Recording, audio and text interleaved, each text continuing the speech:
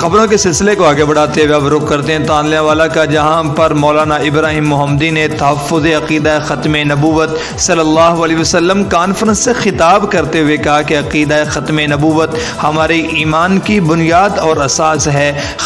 ختم نبوت صلی اللہ علیہ وسلم کا انکاری اور ان کا سپورٹر اسلام اور پاکستان کا دشمن ہے۔ عقیدہ ختم نبوت کا تحفظ زندگی کی آخری سانس تک کرتے رہیں گے۔ مزید اس پر رپورٹ کریں گے ہمارے نمائندہ مخدوم زادہ شہریار جی۔ خیالات کا اظہار مولانا ابراہیم محمدی، سید مدثر شاہ بخاری، پروفیسر محمد رفیق تور نے جامع مسجد نعیم حیدر میں سالانہ عظیم الشان تحفظ ختم نبوت کانفرنس سے خطاب کے دوران کیا۔ کانفرنس میں زیر سرپرستی قاری محمد عبدالمنان تور آف کوئل، زیر صدارت مفتی چودھری حنظلہ نمبردار، زیر نگرانی قاری ابو ذر غفاری منعقد ہوئی، جبکہ اسٹیٹ سیکرٹری کے فرائض حافظ نعمان تور نے سر انجام دیے۔ مقررین نے کہا ہے کہ ہمارے اسلاف مولانا نذیر حسین محدث دہلوی، مولانا محمد حسین بٹالوی، مولانا ثناء اللہ عمر تصری، شہید ملت علامہ احسان اللہ ظہیر، مولانا حبیب الرحمان یزدانی سمیت کئی جانساروں نے لازوال قربانیاں پیش کی۔